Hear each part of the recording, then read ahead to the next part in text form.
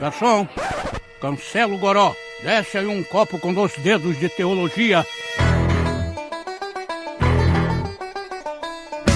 Seja muito bem-vindo ao Baixo Clero, o podcast do 2 Dedos de Teologia. No programa de hoje, a gente vai falar sobre Hebreus. A gente vai discutir sobre essa carta tão polêmica do Novo Testamento, tão dificultosa, textos que muitas vezes trazem confusão para aqueles que leem. Para isso, nós temos aqui o nosso time de teólogos de ponta do Baixo Clero. Quero apresentá-los como eu digo, veterano Guilherme Nunes. E aí, pessoal, beleza? Temos a presença do também veterano, mas não tão veterano assim, Romulo Monteiro. E aí, galera, beleza? Vamos discutir esse assunto aí. Show de bola. Temos estreando aqui no Baixo Clero, João Nelson. E aí, galera, muito bom estar aqui com vocês. Bola pra frente. E o nosso parceiro de sempre, João Guilherme, aqui da equipe do 2 Dedos de Teologia. Isso aí, vamos que vamos. Hoje tem 2 Joões, o bicho vai pegar. Tem 2 Joões e 2 Guilhermes, então vai dar um trabalho. Vamos logo deixar padronizado que tem o Nelson, o Guilherme e o João, que a gente não confunde. E eu trouxe aqui especialistas em Hebreus, por que não? Pessoas que dominam não só a exegese do Novo Testamento, não só professores de grego no seminário, mas também pessoas que têm expertise na própria epístola. Do que é que Hebreus fala? Quem foi que escreveu Hebreus? Foi Paulo? Foi Barnabé? Foi uma mulher? E agora? E os textos polêmicos de Hebreus? Dá pra cair da fé? É impossível uma vez ser renovado ao arrependimento? O que é esse negócio de perfeição? E a gente vai saber disso depois dos avisos.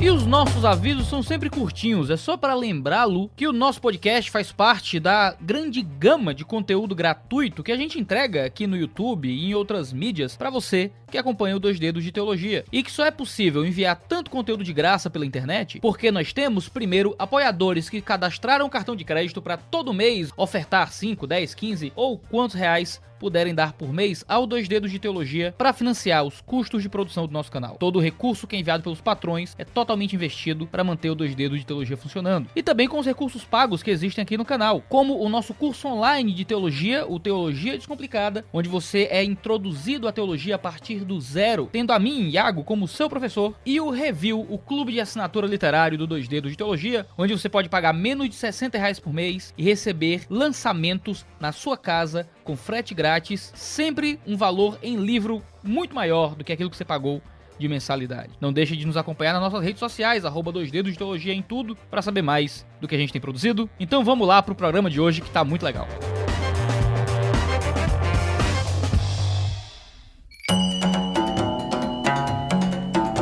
Hebreus é um livro do Novo Testamento, vamos começar com o básico 1 até chegar no avançado, né? Então, vamos começar com a EBD, vamos lá. Começar com a EBD. Novo Testamento, primeiro livro, não vou nem chamar de carta, porque aí eu já pulo uma controvérsia, é o primeiro livro que está ali depois das cartas paulinas. Você sabe que eu sou contra pular controvérsia, né? Eu sou contra pular controvérsia no ambiente de trabalho.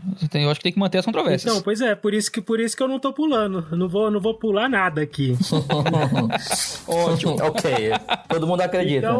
Então a gente sabe que Hebreus é um livro canônico. Há algumas evidências de que Hebreus tenha sido escrito pelo menos antes do ano 70, porque faz referência a rituais que precisariam do templo estar em pé de Jerusalém, e esse templo, nós sabemos, foi destruído em 70. Ele foi escrito para os hebreus, mas ele foi escrito em grego, ele foi escrito em hebraico, ou na língua hebraica, e foi traduzida para o grego. Isso aí nossos convidados vão ter que responder, e vão ter que dizer também se foi traduzido, quem o fez. Teria sido o Dr. Lucas? Com certeza foi um judeu, né? Mas quem foi esse judeu? Paulo, Lucas, Barnabé, Silas, Priscila, até Clemente de Roma é alegado na história da igreja que teria escrito. O fato é que hoje ninguém se atreve a dizer, pelo menos a maioria esmagadora se atreve a dizer quem escreveu Hebreus, apesar de haver evidências aí de influência do estilo paulino. Teria sido aí um discípulo de Paulo. E qual o motivo para ter sido escrito Hebreus? Qual falta ele faria no Novo Testamento? Ele é o único livro que fala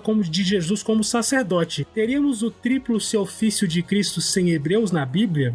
Então, queridos convidados, eu queria saber de vocês, a primeira coisa é a seguinte, vamos começar pelo mais legal, né? Quem escreveu Hebreus? Eu respondo, fácil. Foi Deus. Olha só. Nossa.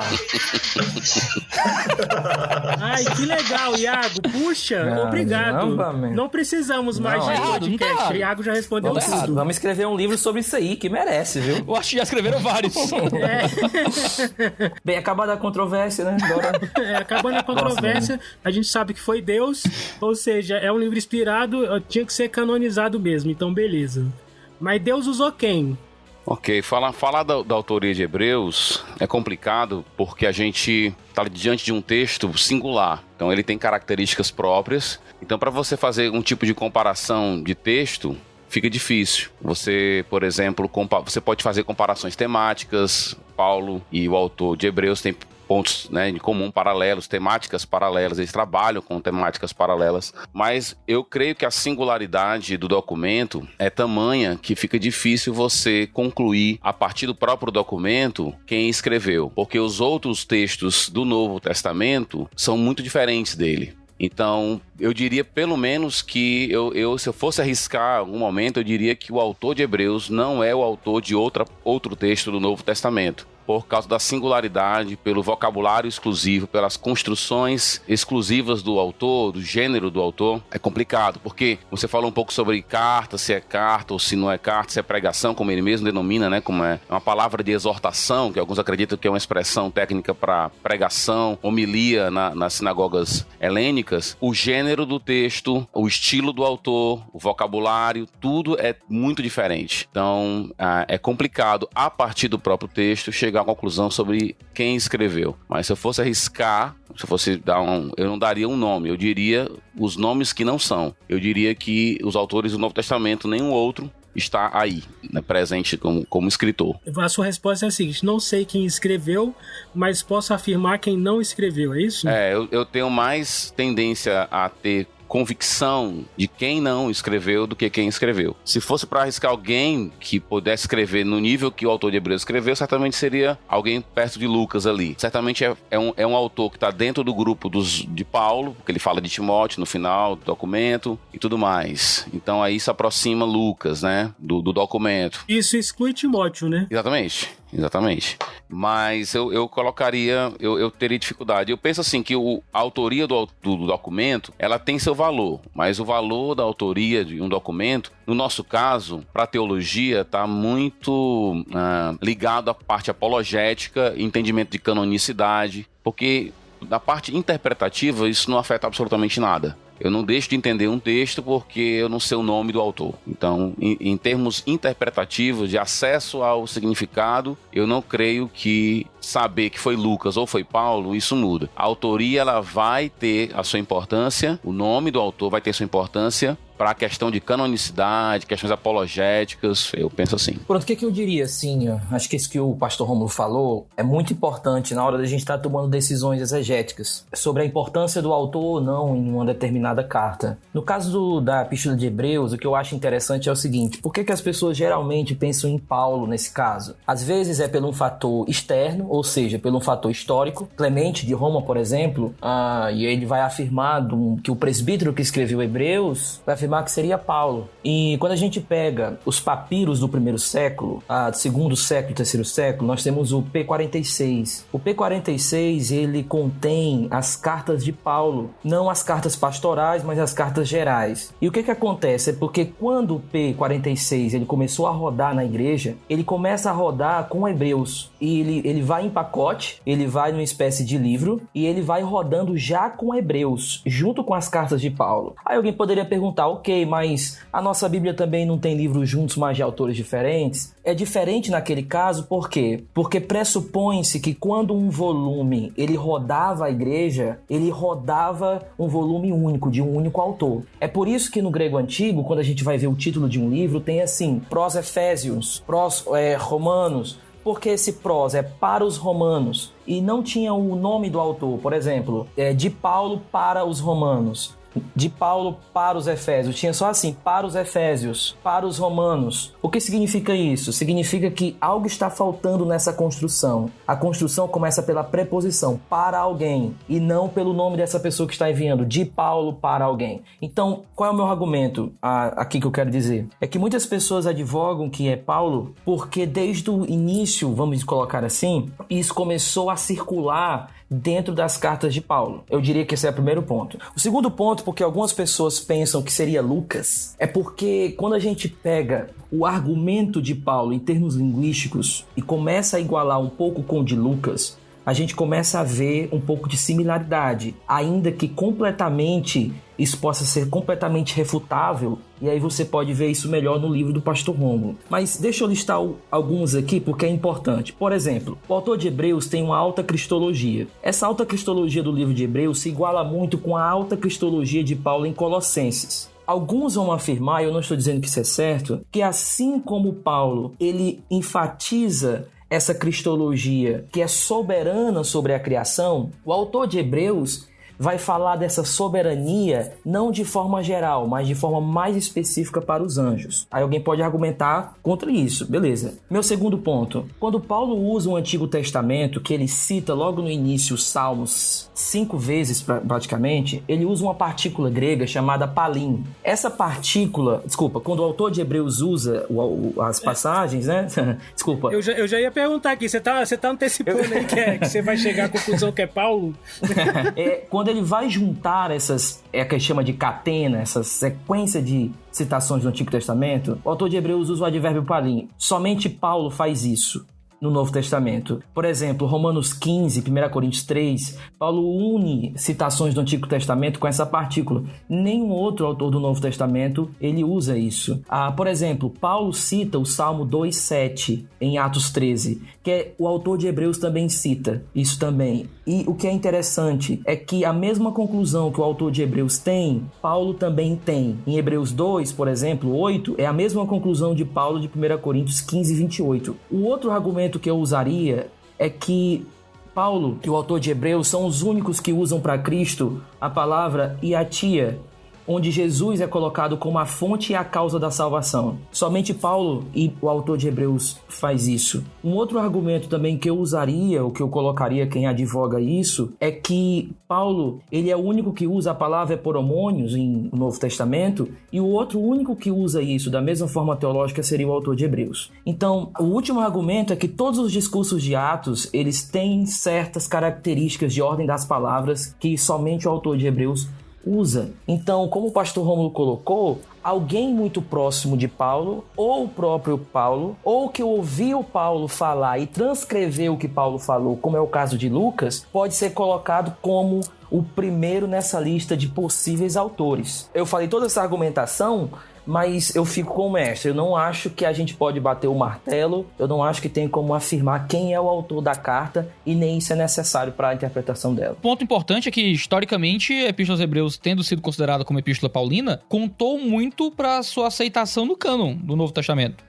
A gente fica às vezes meio preocupado com esse questionamento da autoria, porque será que a igreja teria errado em manter Hebreus no cânon se Hebreus não foi paulino, né? Que é uma coisa muito séria para se perguntar, não é uma pergunta boba, né? A igreja do Ocidente, até o fim do século IV, recusou a atribuir essa carta a Paulo, né? Mas a igreja do Oriente não teve nenhuma reserva nisso. Por mais que a forma literária da carta tenha sido questionada, como por Clemente de Alexandria, Orígenes e a galera toda que achou essa epístola com um estilo muito diferente. Um argumento que é muito famoso é a ideia de que é uma carta paulina, por causa dos estilos, dos temas e das questões que são colocadas, mas que talvez fosse escrita em hebraico e traduzida para o grego, né? E que Lucas teria feito essa tradução para o grego que explicaria um estilo literário tão diferente. Eu acho que a melhor resposta que a gente pode dar mesmo é que quem escreveu essa carta foi Deus, e que saber quem foi não vai ser muito útil pra gente entender o que é que o texto diz, né? Vai ser um mistério aí que a gente só vai talvez descobrir nos céus. Apesar de eu ter tido um professor que ele ia pregar em Hebreus e abram sua carta de Barnabé aos Hebreus. Pregava dizendo isso. claramente, assim, porque ele tinha plena convicção que Barnabé escreveu Hebreus. Só que, no fim das contas, qual é a utilidade disso em termos de interpretação? Até agora, não tem nada que seja muito relevante, não. Só para deixar mais preciso, Guilherme, o que você falou, na verdade, é Orígenes. É que você falou que era Clemente, mas eu acho que você estava se referindo a esta citação aqui de Orígenes que ele fala. Se tivesse que dar a minha opinião, diria que o fundo ou os pensamentos são certamente do apóstolo acerca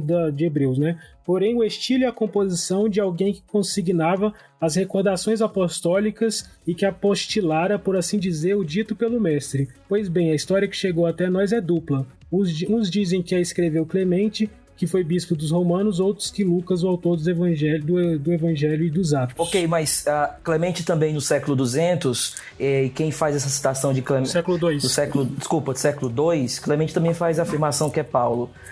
Quem faz essa afirmação de Clemente, dizendo que é Paulo, é Eusébio, na História Eclesiástica, no tombo 6, na parte 14. Eu dei uma olhada aqui. Então beleza. Então são os dois, Vai, né? corrige o Guilherme de novo, pra você ver. Não é corrigir não, gente. É porque eu achei que ele estava se referindo mas a Orígenes. é bom a gente pensar que Orígenes também entra nessa, mas convenhamos, a gente afirmar uma coisa só pelos pais, a gente tem que ter muito cuidado, porque... que tipo de documento nós estamos lendo? Alguém que escreveu no nome dele? Ou então porque existe também crítica textual nos pais da igreja. Até que ponto o texto que nós temos é o que eles mesmos escreveram? Enfim, então tem alguns debates também, mas não vale a pena. E um ponto interessante, a ignorância da autoria não impediu o reconhecimento da igreja. Às vezes a gente toma alguns critérios de canonicidade que eu acho isso estranho. Quando alguém diz assim, existe o critério de canonicidade. Então o cara já está criando um cânon antes do cânon. Ele cria as regras dele para o cânon. E é interessante que Orígenes, Agostinho, esses homens que estão muito mais próximos do documento em termos históricos, eles não tomaram esse elemento como fundamental. Para eles, isso não impediu de reconhecer e tomar o documento como autoritativo. Então, isso acaba que, assim, a gente, meio que a ignorância da autoria não deve impedir a gente de reconhecer a canonicidade, mas pelo menos rever o nosso entendimento de canonicidade. Porque para muitas pessoas, a gente tem hoje, por exemplo, vou falar isso com muito cuidado, mas existe um entendimento exagerado com respeito aos apóstolos, por exemplo, né? Muitos tomam os apóstolos como um caminho de revelação e tudo mais. Tem que ser apostólico, tem que estar ligado com o apóstolo. Mas você pega os 12 apóstolos, quem foi que escreveu os 12 apóstolos? Então, não existe nas escrituras essa ideia de que tem que ser apostólico para ser canônico. Aí fica aquela história, Lucas era amigo de Paulo, aí começa a forçação de barra, né? Ele era amigo de Paulo, o Marcos era próximo de Pedro. Esse é o critério. De onde veio esse critério de que tem que ser apóstolo? Nicodemos até arrepiou agora. Entendeu? Hein? Então, não, mas existe esse exagero com respeito aos apóstolos, né?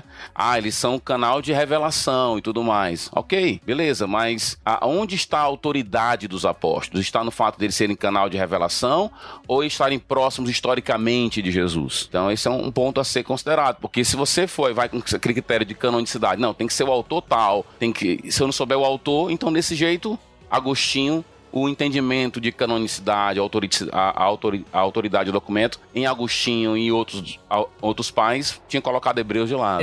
Só esse ponto sobre canonicidade é importante. Não sei, às vezes a gente olha para a história como o cânon foi colocado e a gente pensa assim, não, eles tiveram dúvidas sobre Hebreus, eles tiveram dúvidas sobre a Epístola de Tiago, e às vezes a gente pensa que essa dúvida era tipo assim, eles olharam o texto, rapaz, será que é isso mesmo? Então hoje nós temos muitas evidências de que não era dúvida, era negligência. É diferente eu negligenciar um texto do que eu duvidar de um texto. Então, muitas vezes, por exemplo, a Epístola de Tiago, foi negligenciada no sentido de como a ênfase era o evangelho nesse sentido, e alguns não viam as palavras ali mais explícitas, então houve uma certa negligência com essa carta, mas não uma rejeição. E isso é diferente quando a gente está olhando a história do cânon. Aconteceu isso em parte com Hebreus, não por rejeição de alguma coisa teológica e tal, ou só pelo autor, mas também pelo fator de alguma negligência nessa carta e uma ênfase maior nas epístolas de Paulo e nos evangelhos que estavam circulando. Eu acho que a gente pode fechar essa questão da autoria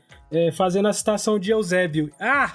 Iago, toma, eu vou citar aqui o que o Guilherme falou de Eusébio, só pra fechar. Eusébio, na história eclesiástica, diz assim: Paulo disse, dirigiu-se aos hebreus na sua língua materna. Sua carta foi traduzida pelo evangelista Lucas, segundo uns, e segundo outros por Clemente. Das duas hipóteses, esta pareceria bem mais verdadeira. De uma parte, a epístola de Clemente e a epístola aos hebreus conservam a mesma característica de estilo, e de outra, os pensamentos nos dois escritos têm um parentesco próximo. Aí se não for também, Guilherme, você fica quieto. Não, é isso. É isso mesmo.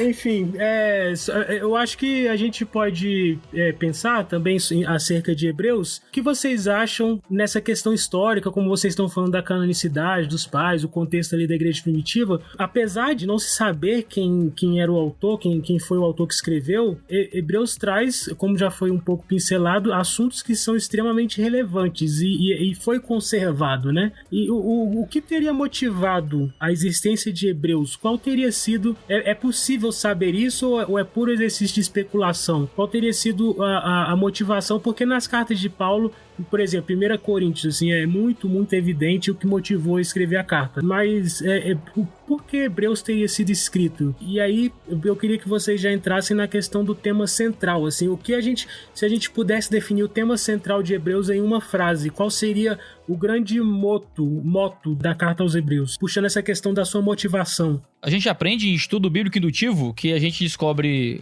a motivação de uma carta, qual a realidade da carta respondendo por aquilo que a carta diz, né? Então, os temas e os assuntos que eles vão tocando ao longo da carta chamam a atenção para aquilo que é a realidade que está tentando ser resolvida. A carta não é escrita como um livro que a gente publica no mercado. Ela é ad hoc, ela é feita para uma situação específica. Se a gente conseguir mapear os assuntos de Hebreus e encontrar qual é o núcleo que amarra todos esses assuntos que são tratados, a gente pode descobrir a realidade ou as realidades a qual a carta quer responder. Não, mas aí tem um livro chamado assim, que o título já diz tudo: Caminhando na Perfeição. Eu indicaria esse livro aí para o tema principal. Ninguém tá pagando pra mim nada, mas eu tô fazendo aqui. Eu acho esse livro ótimo, mas eu queria que o João Nelson falasse alguma coisa. Eu acho que o Iago pontuou bem as questões com relação a descobrir qual é a problemática de Hebreus, se houve uma certa motivação, porque de fato, quando a gente analisa a própria estrutura da carta, a própria proposta dela em formato meio que de pregação ali, me parece, quando a gente percebe a linha de argumentação do autor, que de fato ele está lidando com um tema específico, com um problema específico, e que me parece ser o desânimo por parte de alguns dos hebreus, não todos, me parece que nem todos ali têm sido alvos desse desânimo, e o que parece que é esse desânimo tem relação direta com o sofrimento e com a tentação de fuga desse sofrimento numa espécie de retorno para a antiga aliança, mas sem que a nova aliança seja deixada de lado, uma espécie de miscigenação em sincretismo entre judaísmo e cristianismo, de uma forma aí bem macabra. Aí, como o Guilherme já deixou claro, o livro do Pastor Rômulo responde todas as suas perguntas sobre isso daí e dá o tema da carta bem... O título é claro. O spoiler logo na carta. Se você não gosta de spoiler, não lê o título do livro. Tá, quem não comprou o livro, tá ouvindo o podcast, tem que saber alguma coisa. Alguém explique o livro. De preferência o autor. O autor de Hebreus a gente não tem não, mas o comentarista, o principal comentarista. Vamos só fazer um serviço aqui, né? O livro Caminhando na Perfeição, A Perseverança dos Santos em Hebreus 6, Rômulo Monteiro, editora Concílio. Beleza. Eu acho assim que o pastor Nelson falou, show de bola. Um caminho que a gente também, uma pista, né, os indícios que a gente tem de motivação, primeiro é o fato de que os elementos históricos estão basicamente no capítulo 10 e no 13. E no 13 você tem uma indicação ali, um indício de que o autor talvez seja um pastor da comunidade. Boa parte do texto ele pode ser dividido em termos de gênero, em termos de instrução e exortação, onde as instruções elas seguem uma linha de continuidade e em que as exortações elas são sempre na mesma tônica. Eu creio que todo o material de instrução está a serviço da exortação. Então aqui é um ponto interessante, porque o autor de Hebreus, Algo que, na minha perspectiva, ele parte de uma realidade, essa realidade exige uma exortação e ele precisa de uma fundamentação teológica para a exortação. Isso é muito importante para a gente quando o assunto é pregação, porque todo mundo entende, a maioria entende hoje que Hebreus é uma pregação.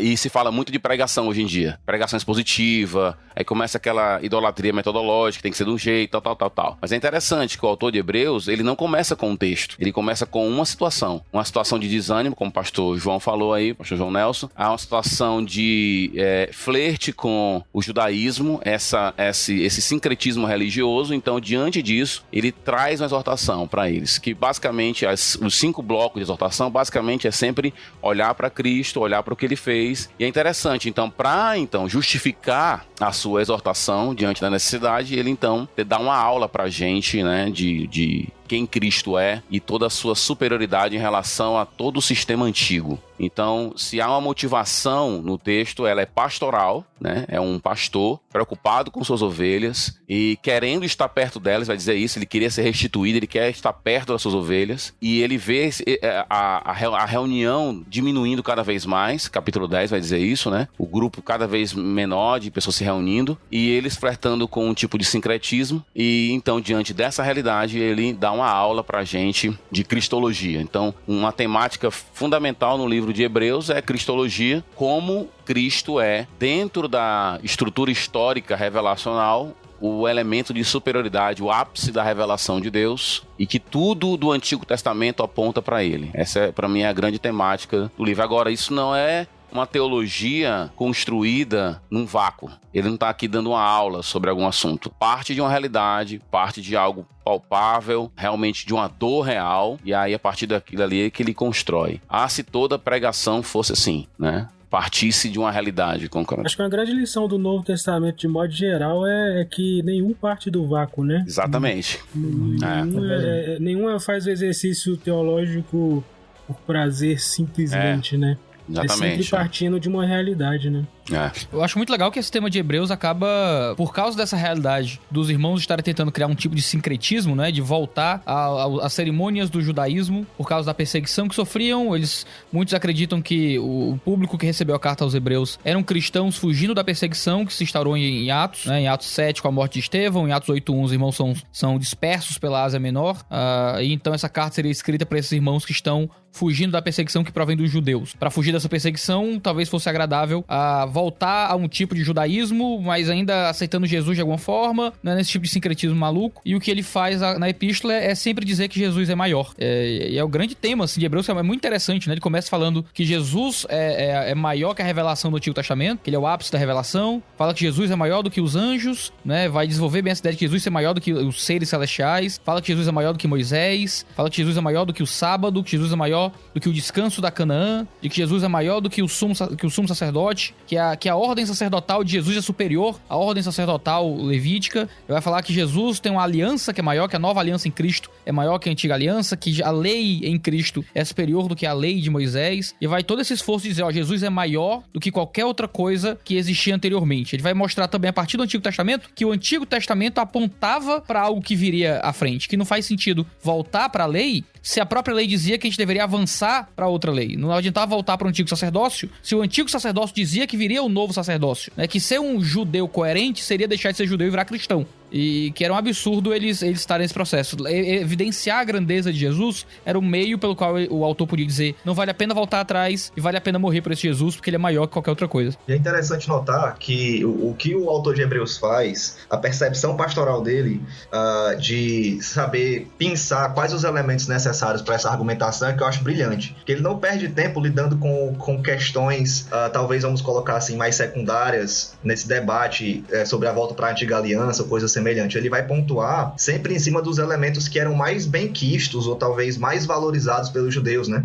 Os anjos como aqueles que transmitiram a lei, Moisés como o maior dos profetas, o próprio sacerdócio como o grande meio de intermediação com Deus, o próprio descanso como aquela grande promessa e algo que é conquistado em Cristo. Eu acho essa percepção pastoral do autor de Hebreus, de pensar esses elementos, percebendo a dimensão que eles possuíam em relação aos seus destinatários, eu acho fenomenal, acho brilhante. Eu acho que é um alerta pastoral para nós também, na hora de lidar com algumas questões de pregação e algumas questões apologéticas na pregação, de não perder tempo com algumas besteiras e bater no que de fato é o mais importante.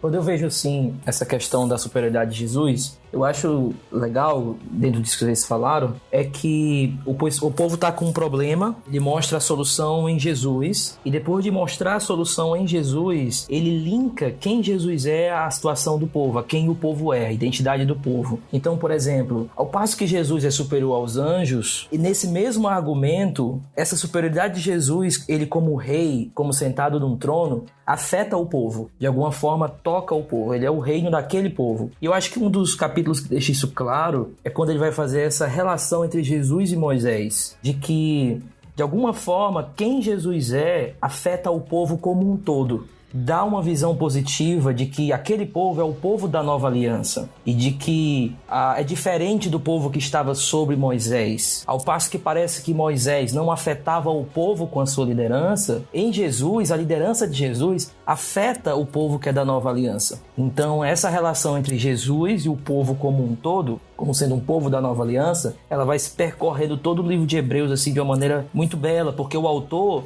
está esperando algo mais positivo daqueles que são da nova aliança, e não simplesmente algo negativo. O pastor Rômulo fala uma coisa interessante, que é o autor parece estar sempre dizendo assim, olha, eu não espero que vocês caiam como eles caíram do Antigo Testamento. Eu não estou esperando isso. Por quê? Porque o líder de vocês, o cabeça de vocês é Cristo. Então, ao passo que lá eles caíram, a minha esperança é que isso é impossível para vocês, porque vocês estão dentro da nova aliança, né? Até porque essa é a grande diferença no capítulo 3 e 4, né? No contraste que ele faz entre Moisés e Cristo, geralmente a gente perde o ponto do texto e cai apenas numa percepção de Jesus é maior do que Moisés e tarará, mas não pega o ponto do autor, que é justamente os efeitos da fidelidade de Cristo e os efeitos da fidelidade de Moisés sobre aqueles que estavam sobre a sua guarda, vamos colocar assim, né? Ele desenvolve no decorrer do capítulo 3, ali a partir do verso 7, se não me engano, que os efeitos da fidelidade de Moisés é zero. Moisés foi fiel e pronto, ninguém que estava com ele sofreu nenhum benefício desse tipo de fidelidade, enquanto que no capítulo 4, reforçando o que o pastor Guilherme colocou, a fidelidade de Cristo não é que ela potencializa para nós a possibilidade de perseverar, ela garante descanso, né? Ela traz a garantia, ela é eficiente tanto para a entrada como para a garantia do descanso futuro.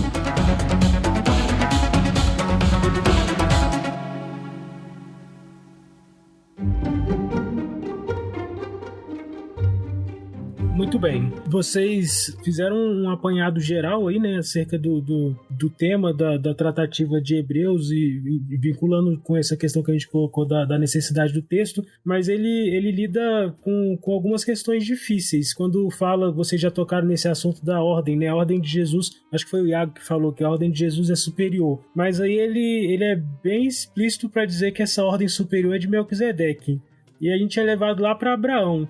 E aí eu queria aproveitar que vocês falassem quem foi Melquisedeque, por que a ordem de Melquisedeque é superior, e se Deus...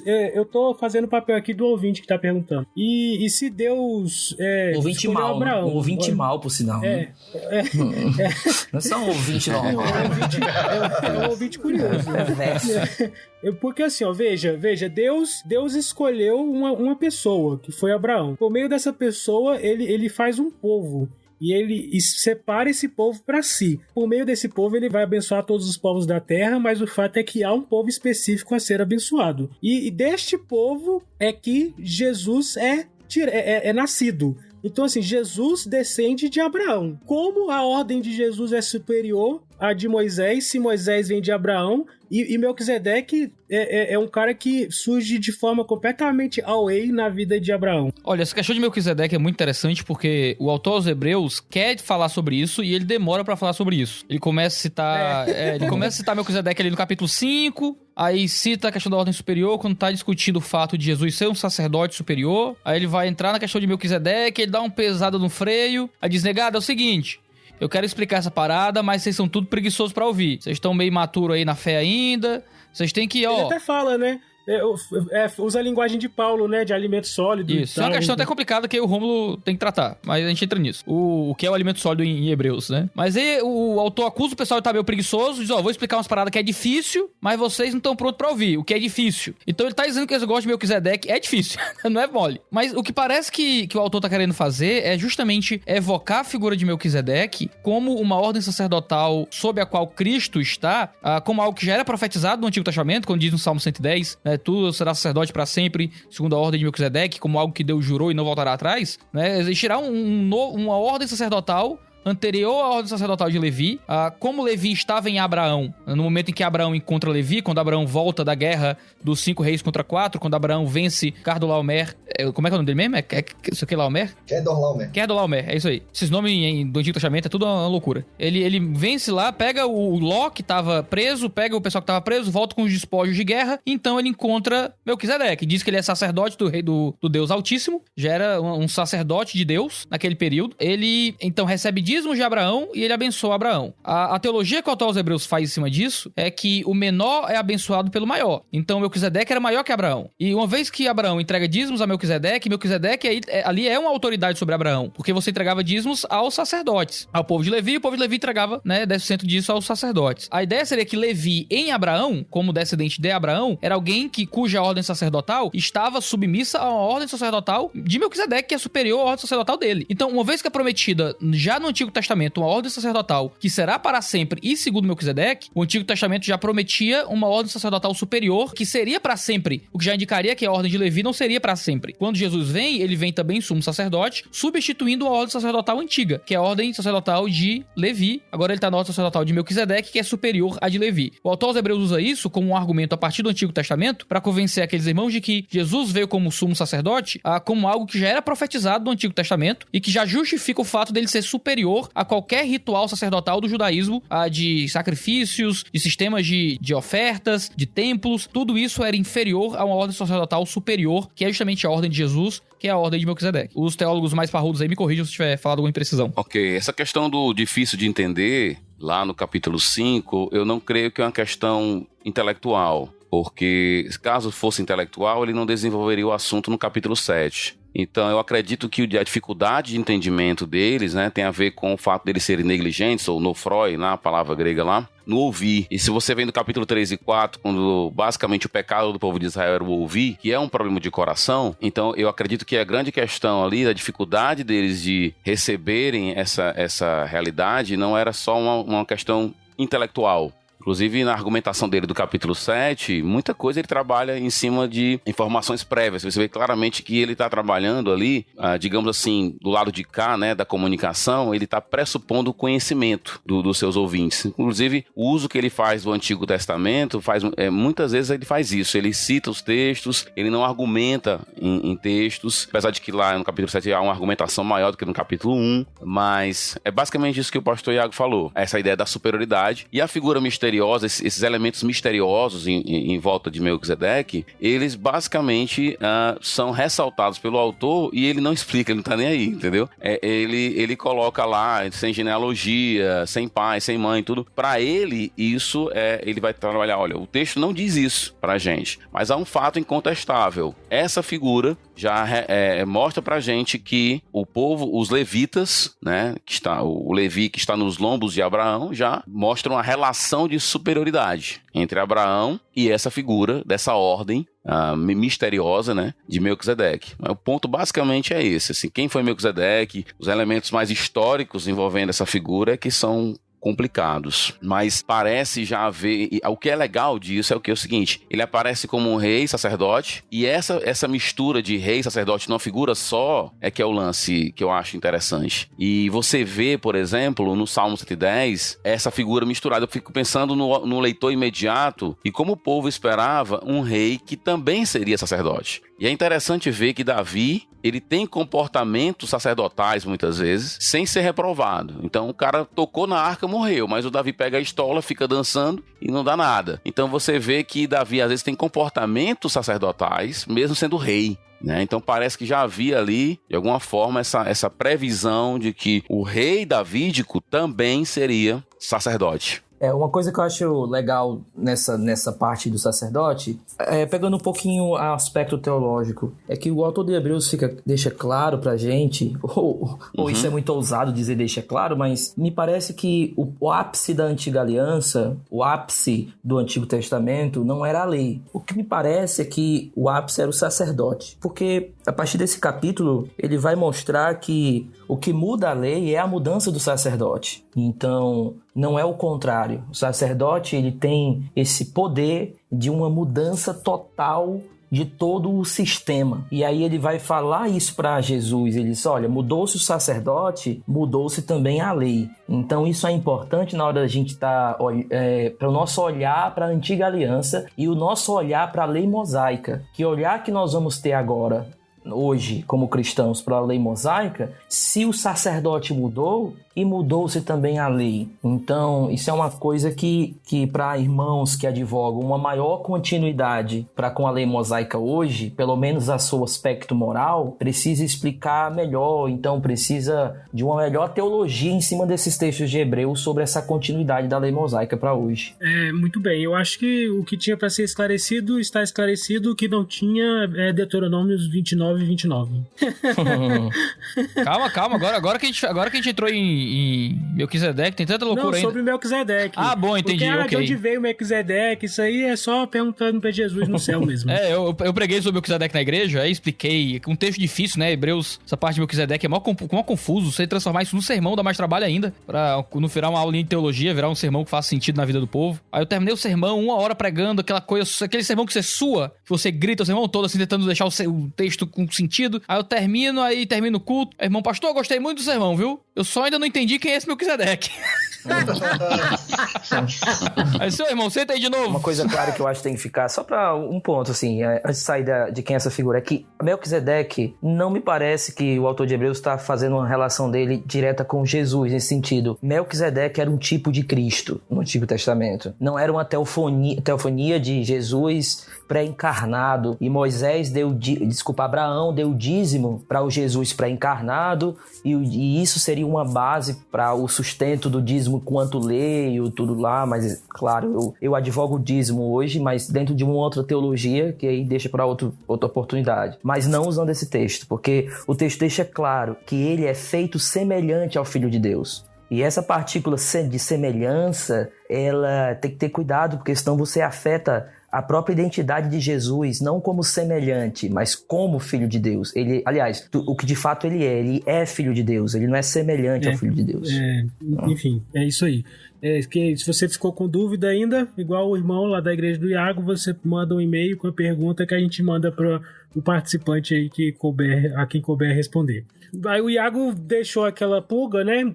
E aí eu fiquei aqui, como eu tô fazendo esse papel do ouvinte, fiquei pensando que o ouvinte tá aqui, né, se mexendo, pensando, meu Deus, tomara que eles voltem no assunto, porque eu fiquei curioso. O que o pastor Rômulo tem a dizer sobre o alimento sólido em Hebreus? Já que o Iago disse que é polêmico. Porque a galera gosta de falar que não, o que é o alimento sólido é teologia profunda. O que é o leitinho Hebreus. É as coisas básicas da fé. Então o leitinho é Deus é amor, tal, aquele tranquilinho. Aí o alimento sólido é aquilo que é mais parrudo, coisa de seminário, predestinação. Hebreus é alimento sólido.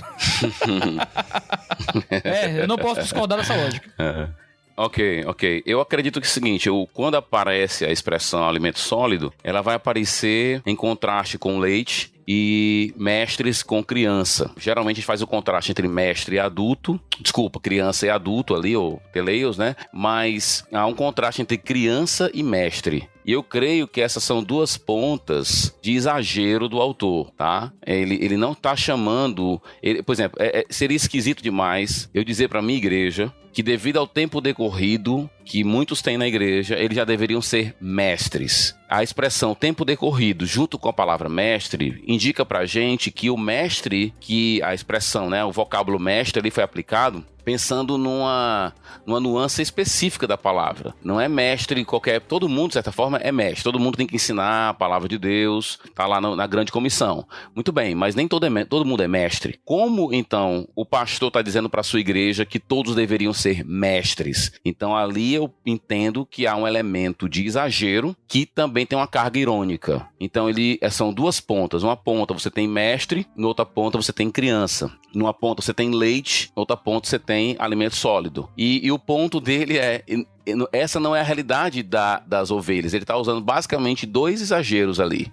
Então eu não me apegaria a esses elementos como descrevendo um fato, porque são recursos retóricos de ironia e exagero. Okay? Eles não são crianças, também não são mestres, não deveriam ser mestres, mas ele usa essas duas pontas de exagero na sua argumentação. Ele exagera como um recurso retórico. Então ele faz isso para dar ênfase. Exatamente. A primeira dica que é exagero é porque ninguém pode dizer para uma comunidade que todos deveriam ser mestres. É exagero isso. Sim. Entendeu? Todos não deveriam ser. E a expressão devido ao tempo decorrido. Então ele está pensando numa categoria específica de mestre. Então, dizer isso para uma comunidade já é um exagero. Já é um sinal, uma indicação para a gente de que nós estamos lidando com um exagero aí. Isso vai ficar claro quando ele, diante dessa realidade, vai dizer assim, olha, vocês são como crianças, vocês precisam que os elementos básicos sejam ensinados de novo para vocês. Só que na exortação do capítulo 6, verso 1, ele vai dizer que não é para repetir os elementos básicos. Então, muitos entendem que ali nós estamos diante de um discurso de ironia, onde nós temos duas pontas de exagero, o mestre, e a outra ponta de exagero seria a criança. Há um quadro de negligência real, mas diante desse quadro de negligência real, ele então exagera.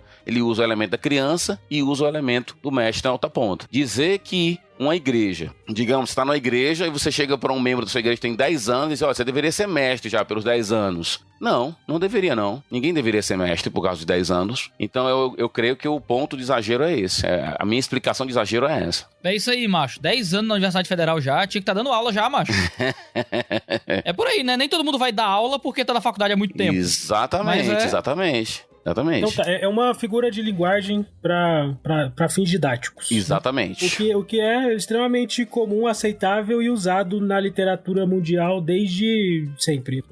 A gente pode dizer que hospedar anjos é a mesma coisa? Quando ele fala em hospedar anjos lá no capítulo 13, ele tá fazendo a mesma coisa. Por que ele quer dizer com esse hospedar anjos? Porque é comum, né? Eu já vi algumas vezes gente pensando nisso mesmo. Assim, pode ser que eu tô hospedando um anjo. Abraão não recebeu lá Deus, assim, não deu de comer lá pro cara e era Deus. Então eu não posso receber um anjo mesmo, não? Então como é que fica isso? Eu quero que seja literal, eu quero receber anjo. E aí? Eu acredito que a argumentação de Hebreus só faz sentido pra mim se for anjo mesmo. Porque a ideia é a seguinte, hospedar alguém, via de regra, é hospedar alguém que você não conhece. Você hospedar um primo conhecido, isso não cabe no conceito de hospedar do Novo Testamento. Claro, tem aquele outro conceito que está lá em 1 de Pedro, que é a ideia de um hospedar o outro, abrir a porta da casa para o membro da igreja e tudo mais, para os amigos da comunidade. Mas, via de regra, a ideia de hospedar é receber um estranho. Entende? Então, para mim, a argumentação de Hebreus só faz sentido se for você receber realmente anjos sem saber que são anjos mesmo. Então é possível a gente receber um anjo que parece pessoa? Sim, eu acredito que sim. Eu acredito que é possível e eu acredito que é um elemento, digamos assim, dentro da argumentação lá, de incentivo. Mas lembrando que é receber estranhos e não pessoas conhecidas.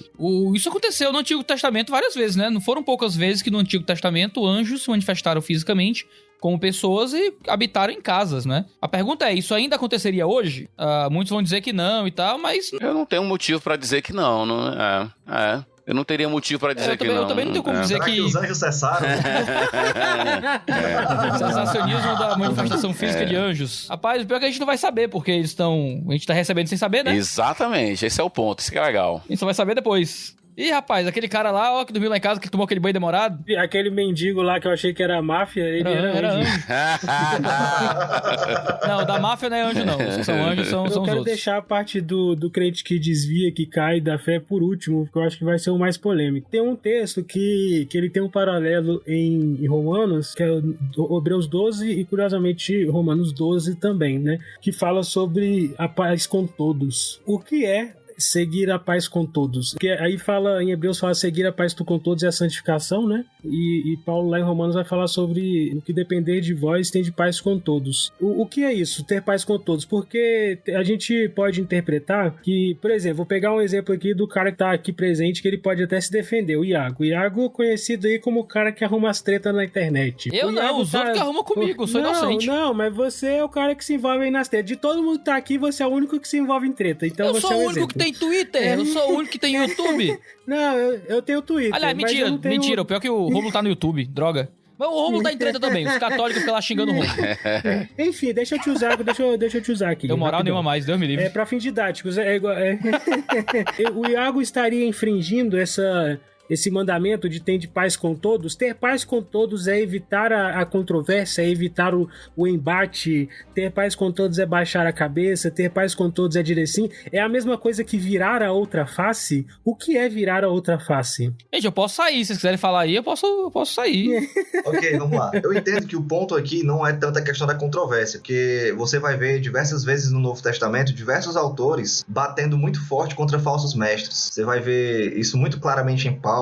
Tenho exposto primeiro João na minha igreja agora. João pega pesado com os caras. João chama os caras de anticristo, chama os caras de filho do diabo. Na segunda carta diz que não é pra dar nem a mão. Então, assim, a controvérsia, ela é necessária pro bem da igreja. Fundamental para a proteção da igreja. O que eu penso de paz com todos aqui está muito mais relacionado com a questão social, aqui dentro da questão do problemática de Hebreus, do que com a questão teológica em si. Eu acho que é mais um tipo de conduta e resposta que os destinatários deveriam ter dentro da sociedade a qual eles estão inseridos, que os está perseguindo numa espécie de conduta em que eles não busquem vingar-se a si mesmos, não busquem revidar, do que eles deixarem de defender a fé. Acho que o caminho a seguir, pelo menos, teria que começar por aí. Entendi. Então o seguir a paz com todos não tem a ver com aceitar todas as críticas e ficar quieto em relação à defesa da fé, mas tem a ver em não se meter em contendas no contexto eclesiástico, contendas desnecessárias. É restrito ao contexto eclesiástico, pode ser meio anacrônico, né? Mas Eu acredito que de um modo geral, não somente eclesiástico. é geral? Tá. E aí o resto? E aí, pessoal? Eu vou olhar aqui para Romanos primeiro, porque eu acho que o que o pastor Jonas falou, esse seria o ponto. A parte de Romanos, ele tá falando lá sobre essa parte do amor, o amor deve ser sincero e tal, e isso ele tá ampliando para um certo sentido social geral. E pelo contexto de Romanos, ele está falando de algo de revidar, algo que foi feito a você e você não revida da mesma moeda. É tanto que no texto, quando a gente for ler, diz assim, antes do texto diz, não retribuir mal com mal, procurem fazer o que é correto aos olhos de Deus, façam todo o possível para viver em paz com todos. Amados, nunca procurem vingar-se. Então o texto está dentro desse processo de revidar de uma forma, por exemplo, alguém fez o mal a um cristão, fisicamente até. Alguém fez o mal... Talvez socialmente também. Isso, alguém fez o mal ao cristão, ou alguém... quis jogar o cristão, despedir ele, tirar ele do seu lugar, e é isso que os cristãos dos primeiros séculos enfrentavam muito, que é a ideia do ostracismo, essa ideia de deles serem colocados em escanteio na sociedade. O texto estaria dizendo assim, olha, não entre em guerra por isso, não entre não faça guerra tentando revidar a eles na mesma moeda, tentando fazer isso. Não, vocês precisam, se possível, deixe para lá essas coisas que vocês estão sofrendo pela fé de vocês. Não revidem isso. Agora, a motivação que ele dá, e é aí que eu me afasto um pouquinho da conclusão de dois caras que são os melhores do texto aqui, mas é uma questão de conclusão que eu tenho tirado. O texto não está dizendo simplesmente não se vingue e pronto. É até o texto que diz sobre acumular brasas vivas na cabeça das pessoas, né? Então eu entendo que o texto está dizendo assim, olha, faça de tudo para não revidar coisas que façam contra a fé de vocês, isso em Romanos, e Deus vai prestar conta por vocês. É Deus que vai vingar, é Deus que no último dia vai fazer a sua justiça. Então não antecipe a justiça que pertence a Deus. Mantenha-se na linha e, se possível, tenha paz com todos. Se algo for feito a vocês, não revidem. Deixe para lá. Foi por conta da sua fé? Foi por conta de você que proclama a Cristo? Então glorifique a isso, não revide a eles. Seria essa a ideia. Só fazendo uma inclusão no que o Guilherme terminou de falar em Romanos, eu acho interessante notar a relação do capítulo 13 com o capítulo 12 aí no final, né? Que Deus diz ali que ele vai fazer, ele vai se vingar e no tempo certo, mas a minha leitura de Romanos 13, eu me aproximo um pouco do muro aqui, é que o capítulo 13 está intimamente ligado com a vingança de Deus. A pergunta do cristão poderia ser, tá bom, Deus, tu vai se vingar só lá no dia do juízo. Beleza, e agora? Eu vou continuar padecendo aqui, os caras vão continuar fazendo e não faz nada? O que me parece é que a argumentação em favor do Estado aqui no capítulo 13, ele é meio que uma resposta de Deus dizendo, essa vingança minha não acontece só no futuro. Ela também é presente, e o meio que eu faço essa vingança pelo presente, um dos meios é através do Estado. Ou deveria ser através do Estado, através dos governantes. Sim, sim. Talvez a argumentação dos governantes esteja inclusa, mas a esperança do cristão fica no final, porque eu penso que esse brasas vivas aqui na cabeça, ele está falando sobre amontoar. E para mim a ideia de amontoar é algo está sendo colocado sobre a cabeça dele, acumulado na cabeça dele, e um dia isso vai estourar. No Novo Testamento, a palavra brasas vivas na cabeça era referenciado à justiça de Deus, à ira de Deus sendo derramada e à destruição de Deus sobre aquele povo. Então, em algum sentido, existe a mão de Deus através do governo e o cristão mantém-se os olhos no futuro, esperando o governo pode falhar no final das contas, né? Justiça plena, né, que vai ser feita no futuro. O que você acha, Iago? Eu vou com o relator. Iago ficou chateado, ó. Não, que é isso? João, a gente precisa separar muito o que é a nossa verdadeira batalha, pelo que nós estamos lutando realmente. Então, se eu estou lutando pelo evangelho, toda luta é válida. Agora, se é birra, se é uma coisa de pessoas que querem impor estruturas contra o evangelho, eu vou contra. Se for birra pessoal e de um ferindo o outro com palavrinhas, isso aí a gente deixa pra lá. A gente só tem que lutar por aquilo que vale a pena. E a única coisa que vale a pena lutar é o pensamento do evangelho, não nossos pensamentos. O que eu vejo é que se Jesus, né, se Jesus tivesse Twitter, se Paulo tivesse Twitter, eles seriam muito rechaçados por terem linguagens muito duras, né? Eu vejo que Jesus ele tem uma paciência muito grande com aquele pecador que ele perdoa e o cara se arrepende, mas ele não tem paciência nenhuma com os religiosos chatos que só queriam pegar ele, né? Só queriam fazer perguntas capciosas. Chama de víbora. E eu fico imaginando se Jesus aparecesse no Twitter hoje chamando alguém de víbora, o pessoal ia condenar Jesus de novo. Paulo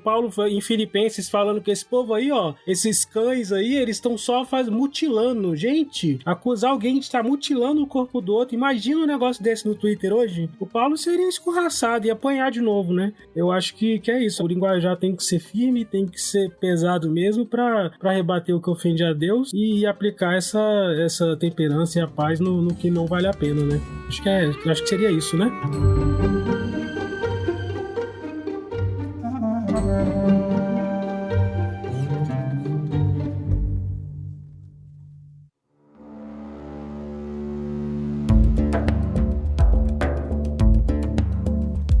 Eu queria fazer uma pergunta com relação à questão que tem divergência aí de interpretação dependendo da linha. Os reformados entendem que a divisão do corpo, não, a divisão da existência do ser do homem é dupla, certo?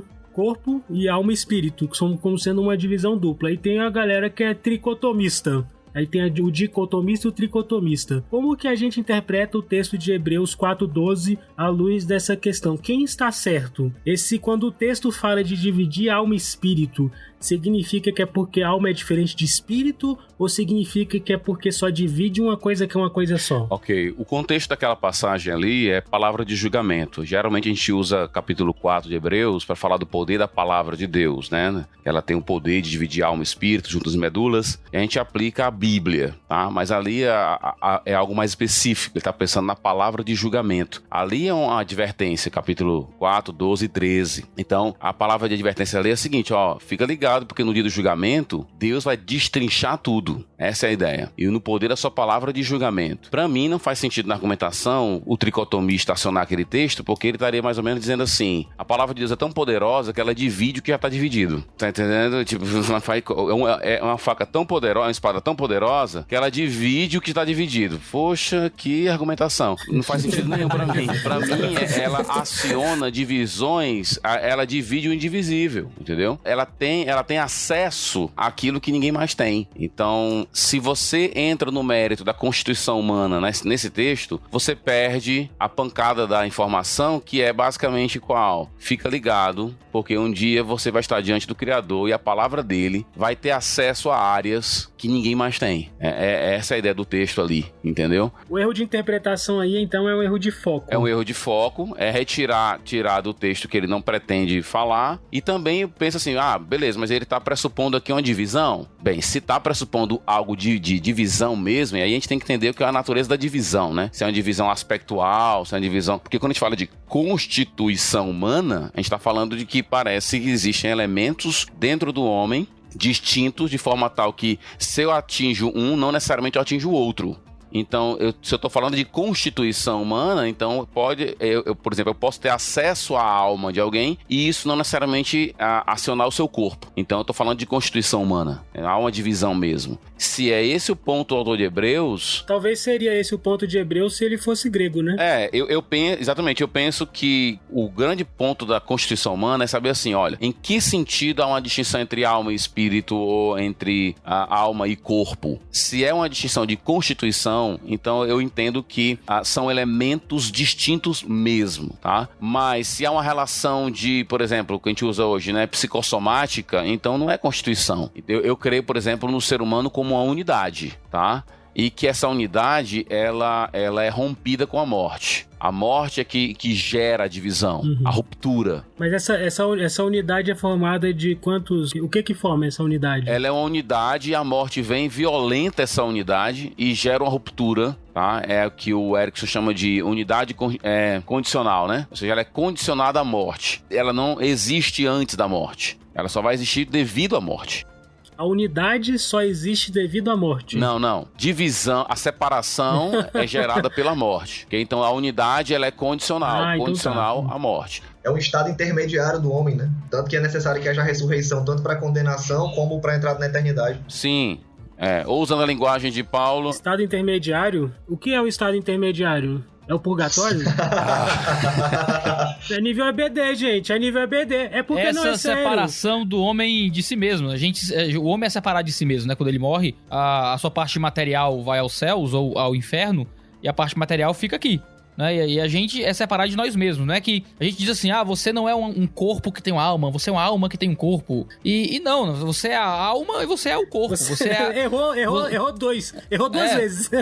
A galera, tá no velório, né? O nosso irmão está agora nos céus, aqui é só o corpo dele, mas não, aqui é ele e lá é ele também. Isso é Platão curte isso aí. A ideia é que você, quando morre, você é separado de você mesmo. E na ressurreição, no final, você vai ser unido a você mesmo novamente. Isso aí.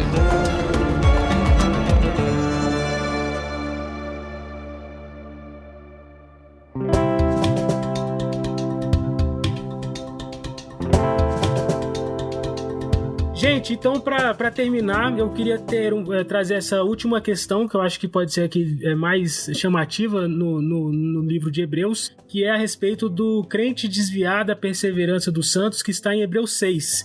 Temos o autor do livro aqui, já foi aclamado, mas tem a palavra de novo se quiser. E o João aí, o Guilherme também fiquem à vontade para dizer, com base em Hebreus 6, qual é a interpretação correta do texto. O grego, como está lá no grego? Quem é que tem a cara de pau de dizer qualquer coisa com o autor de um livro sobre o assunto aqui, hein? Deixa o autor falar. O que eu acho que é interessante ressaltar é que o autor de Hebreus, ele faz questão de deixar muito claro de que ele não questiona a salvação dos seus leitores. Muito pelo contrário, ele vai dizer, nós não somos daqueles que retrocedem. Então, o autor de Hebreus, escrevendo para o seu público, suas ovelhas lá, ele não questiona em nenhum momento, inclusive na passagem diretamente, no versículo 9, ele vai deixar, eu estou certo de que vocês estão salvos. Apesar de eu falar dessa maneira, apesar de eu usar a minha expressão dessa maneira, eu não estou questionando em nenhum momento a salvação de vocês. Eu acredito que o versículo 9, quando ele diz isso, só faz sentido se o que ele disse nos versículos anteriores está diretamente ligado com os seus leitores. Eu falei para vocês assim, mas eu não estou questionando a salvação de vocês em nenhum momento. Então, um ponto importante é deixar isso bem claro, assim, capítulo 3, como falou aí também, o pastor Guilherme falou da questão do capítulo 3, que ele espera o melhor dos seus leitores, né? Olha, quem é que levou o povo lá para a terra? Foi Moisés. E nós estamos com Jesus. E, detalhe, as exortações, ele sempre se coloca dentro digamos assim, da exortação. Ele coloca na primeira do plural. Então, ele se coloca como alguém que também precisa ser exortado naquele sentido. Então, é um ponto importante. Há uma tese de doutorado que trabalha muito bem isso, essa ideia de que o autor de Hebreus, na verdade, ele, como poucos textos do Novo Testamento, ressaltam a segurança e a preservação da salvação do cristão. Para mim, o grande ponto ali, para não esticar muito, né? Eu creio assim, o versículo 4, que é o versículo que o pessoal, né, discute muito, quando vai descrever um grupo idealizado, vamos colocar assim, né, os que foram iluminados, provaram o dom celestial. O grande lance ali é a palavra cair, que alguns acreditam que a impossibilidade de renovação está ligada à queda. E eu creio que não é isso. Ele não está dizendo vocês caíram, por isso que não pode renovar para arrependimento. Ele não está dizendo isso. A explicação para a impossibilidade de renovação não está na queda, mas está na figura monstruosa, hipotética de uma recrucificação de Cristo. Então essa é a ideia lá os últimos particípios, quando ele vai utilizar lá, ele vai dizer isso, a explicação está aqui, ó, porque assim vocês estariam crucificando a Cristo novamente. Assim o quê? Bom, vamos voltar um pouquinho. Capítulo 6, versículo 1, ele dá a exortação, e a exortação para mim lá é continue caminhando na perfeição, que é o título do livro, inclusive, e aí para eles fazerem isso, para eles continuarem na perfeição, e aí a minha ideia de perfeição é a ideia de tomar posse, né, desfrutar das bênçãos da nova aliança, da vida com Cristo. Para eles fazerem isso, eles precisam deixar uma coisa. Então, ele está trabalhando com a ideia de escolha binária. Para você caminhar na perfeição, você não pode lançar de novo os princípios básicos. E o que são os princípios básicos? Ele vai alistar lá, e um dos elementos para mim importantes é a palavra batismo, que na verdade uma boa tradução seria lavagens cerimoniais. E ali o autor estaria pensando basicamente em elementos judaicos. Então ele está dizendo, não tem como você continuar caminhando na perfeição e ao mesmo tempo querer voltar para o judaísmo. Esses caminhos se anulam. Usando a linguagem do capítulo 13, são dois altares que se anulam. Ou você está no altar dentro de Jerusalém, ou você está no altar fora de Jerusalém, que é o de Jesus. Então, são dois altares que se anulam, são dois caminhos que se anulam. Anulam no sentido de que você não pode colocar os dois juntos, se eles são na continuidade histórica, eles não podem ser colocados na mesma condição. Então, para caminhar na perfeição, para continuar, para desfrutar das bênçãos da nova aliança, você precisa deixar de lado essas coisas. Que coisas? Os elementos judaicos. Por quê? Porque se você foi iluminado, provou do dom celestial, e você cai, brother, você não pode ser renovado voltando para o Antigo Testamento. Se você fizer isso, você vai ter que crucificar Cristo de novo. E a figura da crucificação repetida de Cristo, essa ideia de repetir, ela é muito forte no livro de Hebreus. Se você lê Hebreus, sei lá, senta aí e lê umas 5, 10 vezes o livro de Hebreus, essa ideia da repetição da morte de Cristo, ela é absurda na cabeça do autor de Hebreus, porque ele vai dizer várias e várias vezes que ele morreu de uma vez por todas, né? E é perfeito. Há exatamente essa ideia de que a imperfeição dos sacrifícios antigos, ela é revelada, essa imperfeição,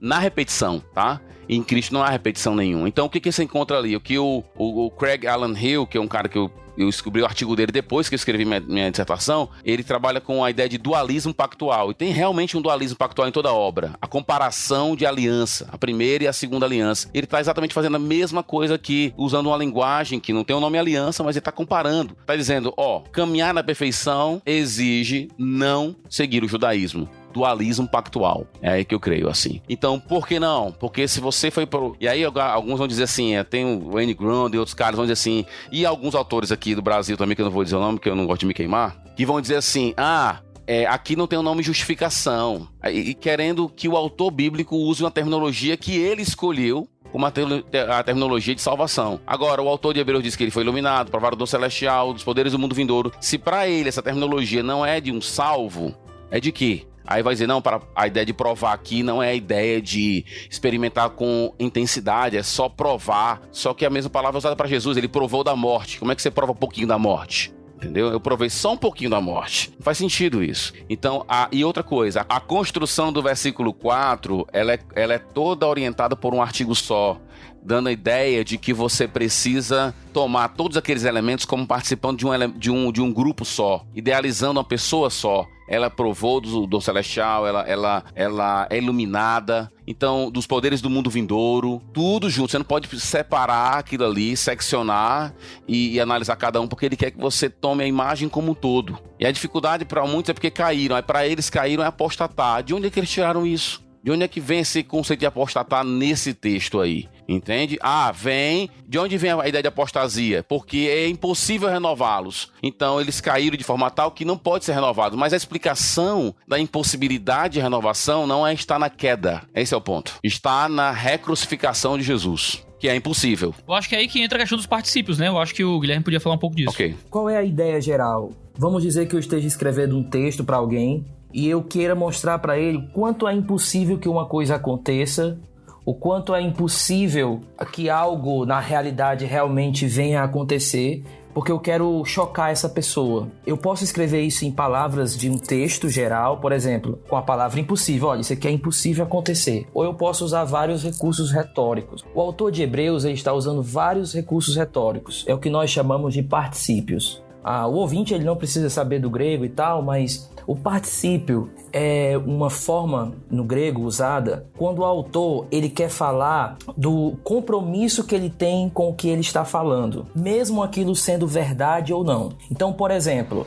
eu posso falar assim: olha, amanhã eu vou voar. Isso, para uma pessoa que está escutando, pode pensar assim: cara, tu vai voar? Isso é impossível. Mas no grego, se eu colocasse isso num particípio, eu não quero que você acredite que na realidade isso vai acontecer. Eu quero que você saiba que eu estou comprometido que isso é possível, isso é real na minha mente. Ou seja, eu estou comprometido de que voar é possível, ainda que na realidade sua isso não venha a acontecer. Mas por que eu quero que você veja que eu estou comprometido com a verdade de que é possível voar? Porque eu quero provar algum ponto no meu texto, porque eu quero provar algum ponto na minha argumentação, porque eu quero falar alguma coisa. Então, resumindo, o que seria o particípio? O particípio é quando o autor ele quer mostrar para o leitor que ele está comprometido com o que ele está escrevendo, ele está pressupondo que o que ele está falando é verdade. Verdade aonde? No mundo do texto e não na realidade. Então, ele está dizendo assim: olha, acredita no que eu estou falando, por quê? Porque eu estou comprometido que isso aqui é verdade. Na realidade, no mundo externo? Não, dentro do que eu estou escrevendo. Aí o que o autor de Hebreus está fazendo aqui? Ele está falando de uma pessoa e quando ele vai descrever essa pessoa, ele está descrevendo no particípio, ou seja, ele não quer que você veja essa pessoa como existindo no mundo real. Ele quer apenas que você compreenda que ele está montando uma espécie de pessoa dentro do mundo do texto para provar um ponto que ele está querendo fazer. Não necessariamente dizendo que isso existe. Pode existir? Pode. Mas dependendo do contexto, o particípio ele vai falar assim para mim: olha, eu vou construir uma pessoa literária, uma persona literária, e eu quero que você veja essa pessoa como sendo real no mundo do meu texto. Então vamos lá. Essa pessoa provou de várias coisas, disso, daquilo outro, provou do mundo vidouro e tudo. Aí ela caiu. Aí quando ela caiu, é impossível que ela se renove. Por que é impossível? Porque não tem como crucificar Jesus de novo, não tem como crucificar Jesus se essa pessoa que caiu, ela quer voltar para o sistema antigo.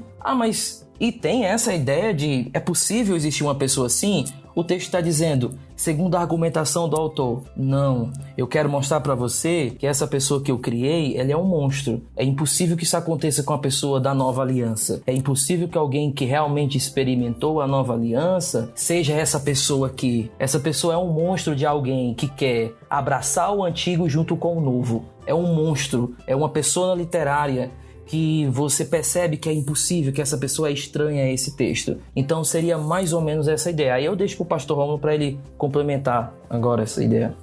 Um ponto importante aqui é lembrar que a argumentação do versículo 4 é uma explicação do particípio no versículo 1 do capítulo 6, ou seja, a exortação é caminhar na perfeição, mas não pode repetir os elementos básicos, não pode voltar para o judaísmo. Por que não? E aí a explicação, versículo 4 até o versículo 6 ali. Um ponto importante é que é um paralelismo muito forte dessa passagem com o capítulo 10, onde lá a pessoa pisa no sangue da aliança que a santifica. Geralmente, a turma da teologia reformada vai dizer assim, mas aqui como é que essa santificação não pode ser real, porque a santificação que talvez é aquela lá de 1 Coríntios capítulo 7, o marido santifica a esposa. Mas é exatamente quando você tira o absurdo da imagem que você perde a mensagem, porque a ideia é como é que você pode pisar num sangue que te santificou? Não pode. Esse é o absurdo. Entende? O absurdo da recrucificação, o absurdo de pisar no sangue da aliança que santificou. Se o cara tira esse elemento absurdo do texto, ele perde todo o impacto do texto.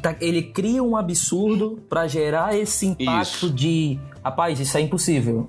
É até emocional. Exatamente. E boa parte da tônica da exortação é emocional. A exortação é emocional. Ela tem essa vibe emocional e ele quer levar você a essa condição de assim, cara, se você quiser desfrutar da nova aliança, se você voltar para trás e manter o mesmo Jesus, porque se eles não estivessem mantendo o mesmo Jesus, a argumentação também não faria sentido, porque a ideia seria, beleza, esse Jesus não existe, esse Jesus não é o Messias, então não haveria recrucificação. Só há a imagem da recrucificação porque eles querem manter tanto Jesus como o sistema antigo. Então tem que repetir a crucificação. Se eles negassem Jesus, não haveria recrucificação, só haveria a vinda do Messias. Pronto, como o judeu hoje. Mas se você é alguém que entendeu o evangelho, recebeu Jesus, entende quem Jesus é e quer voltar para o judaísmo, então você entrou numa situação absurda, monstruosa de ter uma recrucificação. E você está igualando, então, o sacrifício de Cristo com os outros que são repetidos. E que na linguagem do autor de Hebreus é simplesmente doideira, entendeu?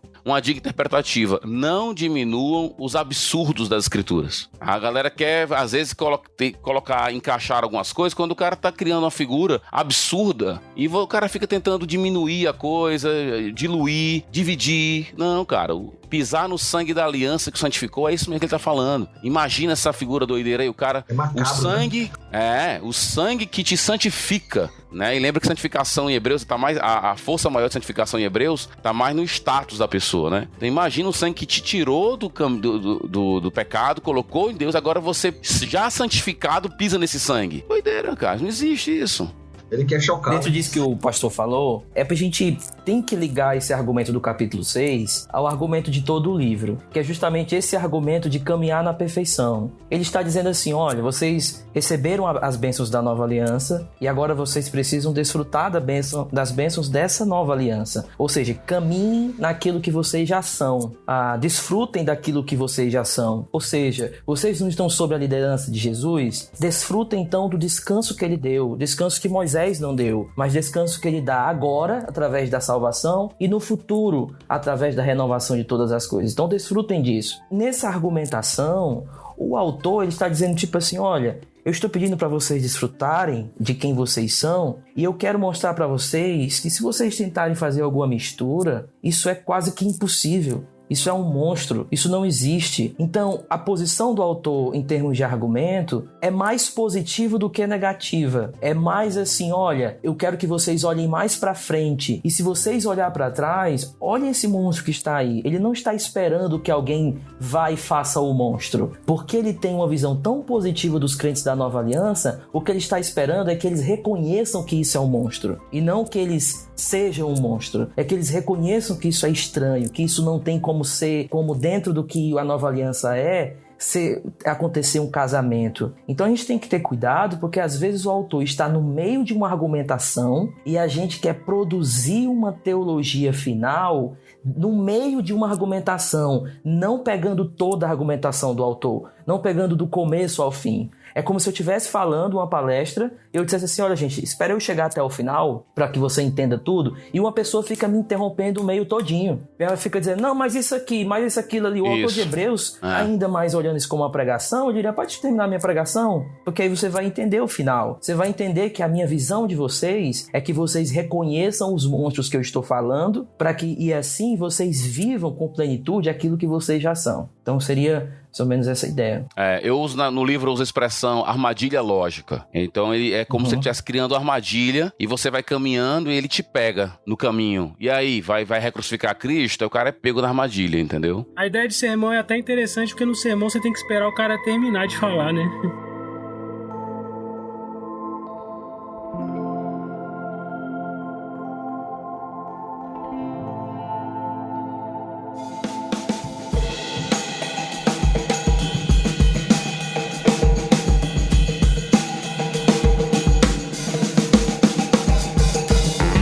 Legal, muito bem, muito obrigado. Eu ia pedir pro pastor Rômulo fazer uma sinopse de tudo, mas quem quiser entender melhor, compre o livro. Eu vou fazer um vídeo colocar no meu canal com minhas conclusões sobre Hebreus. Vou fazer talvez até legal. hoje. Qual é o seu canal no YouTube? Rômulo Monteiro. Rômulo Monteiro. youtube.com/Rômulo Monteiro. Legal. Gente, muito obrigado então por estarem aqui conosco. O Rômulo, ele já acabou de dizer onde você encontra ele, lá no YouTube, youtube.com/Rômulo Monteiro. Guilherme, onde o pessoal te encontra? Ixi, na minha igreja. Foi mal, João, foi mal. Foi paia essa, foi paia total. Foi horrível. No meu Instagram, Guilherme Nunes, enfim, eu posso nunca lhe responder, mas eu estou por lá. Não, o Guilherme não é uma pessoa virtual, beleza. João. Você encontra o Guilherme no Baixo Clero e no De Olho no Texto. Pronto, eu tô por ali. O Guilherme não aparece, mas tá ali no De Olho no Texto, né? Qual é a sua igreja, ô pastor Rômulo? Primeira Igreja Batista de Aquiraz. Tem um canal. Tô com meu filho aqui do meu lado gritando aqui, qualquer coisa é ele, tá? Primeira Igreja Batista de Aquiraz. Tem um canal lá no YouTube também, Primeira Igreja Batista de Aquiraz. Beleza. Qual é a sua igreja, Guilherme? A mesma do pastor Rômulo. Aí você, no mesmo canal, você encontra também, me encontra por lá pregando. Então fechou. João, estreante, onde o pessoal te encontra, por favor, dê uma resposta que seja algo online. Me encontra lá no Instagram, pr.joaonelson. Botou PR no nome e já perdeu, já. É de professor, cara. É que eu tinha que fazer a pegadinha. E qual é a sua igreja? Eu sou da Igreja Batista do Calvário. Tem um canal também, Igreja Batista do Calvário no YouTube. Que fica onde? Fica na cidade dos funcionários, aqui em Fortaleza. Aí tem um canal no YouTube dela também lá, você me encontra lá, tem pregações minhas e de outros pastores, inclusive do pastor Guilherme. Esse Baixo Clero tá precisando de mais presbiterianos, hein? Eu tô me sentindo acuado. Ixi, eu não sabia. Eu fiz todo esse podcast sem saber dessa informação, João. Então é isso, gente. Muito obrigado. E você que esteve nos ouvindo até aqui, eu te faço um pedido. Não fique apenas neste podcast. Tenha vergonha, seja crente e vá ler Hebreus. Sente e leia a Bíblia. De preferência os outros livros também. Então leia a Bíblia, leia Hebreus. Se tiver qualquer dúvida, volta aqui no podcast. Se tem alguma dúvida em algum texto que a gente não abordou, pergunte ao seu pastor. Então é isso. Muito obrigado, pessoal. Até o próximo Baixo Clero, né não, Iago? É nóis. Valeu, negada. Um abraço. Valeu, é isso aí. Valeu, Tchau. valeu, galera. Valeu, galera. Tchau, pessoal. Valeu. Este podcast foi editado por Gabriel Tuller.